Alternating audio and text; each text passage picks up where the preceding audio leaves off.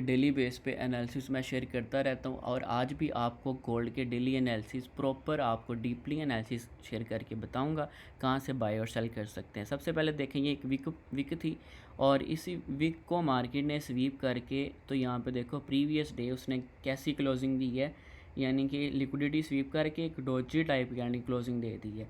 अगर हम इस डे के अकॉर्डिंग एक हाई पॉइंट मार्क करें तो हमारे पास हाई बनता है 4351।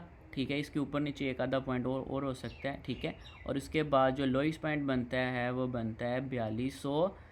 जस्ट अ मिनट, इसका लो पे प्रॉपर मार्क करता हूँ, 4267 का, यानी कि 4267 का लोइस्ट पॉइंट बनता है। तो ये डे के अकॉर्डिंग अब तो जो इसने लिक्विडिटी स्वीप करके क्लोजिंग बाय साइड दी है ना, तो ये बाय साइड इंडिकेशन दे रहा है कि आज के दिन का जो ड्राउन लिक्विडिटी है ना, जो मार्केट ने हिट करना है वो ये वाला पॉइंट, तो मार्केट एक मुझे लग रहा है कि ये आज के दिन हिट कर देगी। ठीक है, क्यों कर देगी, उसके बाद आप यहाँ पे देखें तो यहाँ से लेके यहाँ तक डे के अकॉर्डिंग फिर वैल्यू गैप पड़ा हुआ है। ठीक है, इसके 50% का जो पॉइंट है वो निकलता है हमारे पास यहाँ पे 4390 का। ठीक है, 4390 का पॉइंट जो है इसका 50% मिड पॉइंट आता है। इस मिड पॉइंट पे हमने क्या देखनी है, रिजेक्शन देखनी है। अगर डाउन साइड रिजेक्शन मिलेगी तो हम इस मिड पे हम सेल प्लान कर सकते हैं। उसके साथ साथ अगर हम यहाँ पे सपोर्ट और रेजिस्टेंस वगैरह देखें तो हमारे पास रिसेंटली जो रेजिस्टेंस पॉइंट है वो हमारे पास जो अभी करंटली है वो है 4334 से लेके, ठीक है, ऊपर जो पॉइंट है वो है 4370 तक। ठीक है, यानी कि एक रेजिस्टेंस पॉइंट ये है और एक रेजिस्टेंस पॉइंट ये है। अगर इसको ब्रेकआउट देता है तो देन फिर रेजिस्टेंस पॉइंट नेक्स्ट ये बन जाएगा। ठीक है, तो ये डे के अकॉर्डिंग है। तो यानी कि हमारे पास जो ओवरऑल डाउन लिक्विडिटी मार्केट में आज के दिन के लिए बुलिश है कि मार्केट बाय जाएगी और इन्हीं सेल लेवल से ड्रॉप होगी।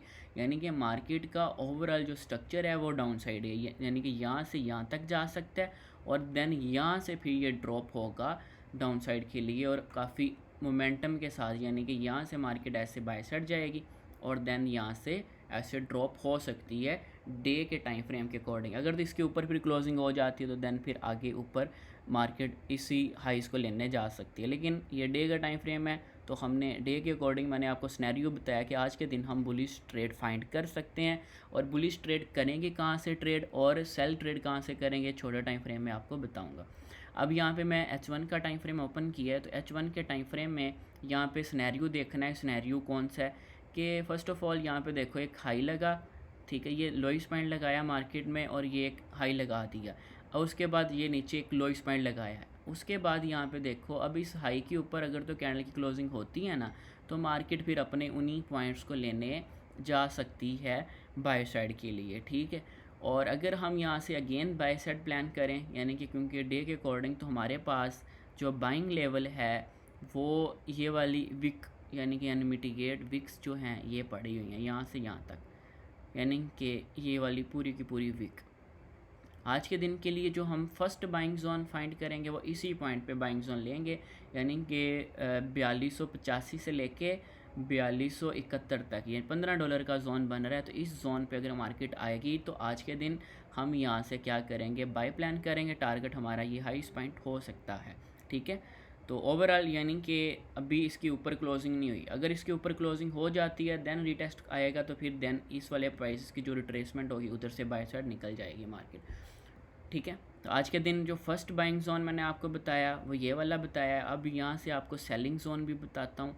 तो सेलिंग जोन जो है वो यहाँ पे जो अभी ये देखो यहाँ से लेके यहाँ तक ये फेयर वैल्यू गैप मौजूद है, लेकिन इस फेयर वैल्यू गैप सारे के सारे पे हम ट्रेड प्लान नहीं करेंगे। ठीक है, हम अपना किसको साथ यानी कि देखा जाए तो हम पहले लिक्विडिटी को फाइंड करते हैं। यहाँ पे देखो ये सारी की सारी मार्केट ने एक लिक्विडिटी जनरेट की हुई है ट्रेंड लाइन के ऊपर। अब इसके साथ नियरेस्ट जो हमारे पास एक जोन है सपोर्ट को देखते हैं, हमारे पास ये वाला पॉइंट पड़ा हुआ है। ठीक है, यानी कि आज के दिन जो सेल जोन है ना, फर्स्ट सेल जोन हमारे पास जो है वो ये वाला प्राइस है।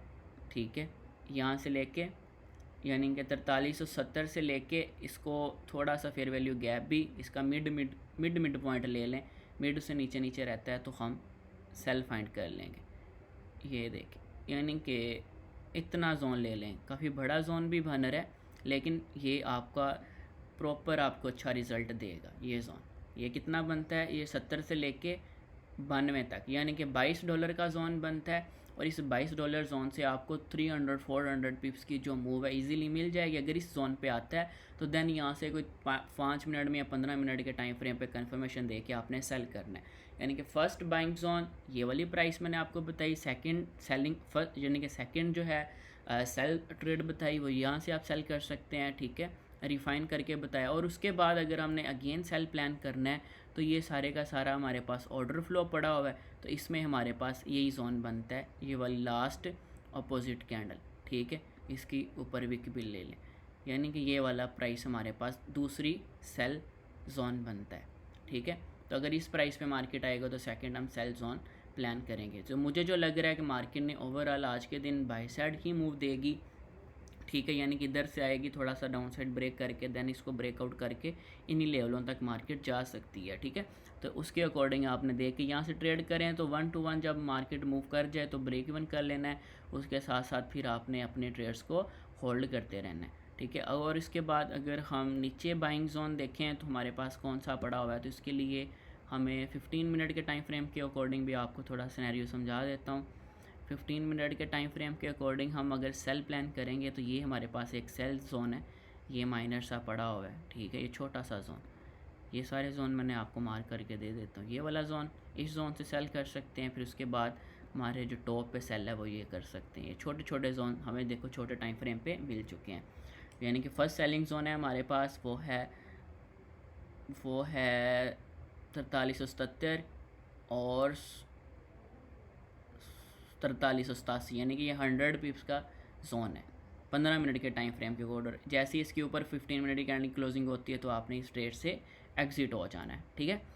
तो उसके बाद 15 मिनट के टाइम फ्रेम के अकॉर्डिंग अगर बाइंग प्लान करेंगे तो ये वाला जोन है, ये यहाँ से लेके यहाँ तक, ठीक है, ये सारे का सारा जोन बनता है।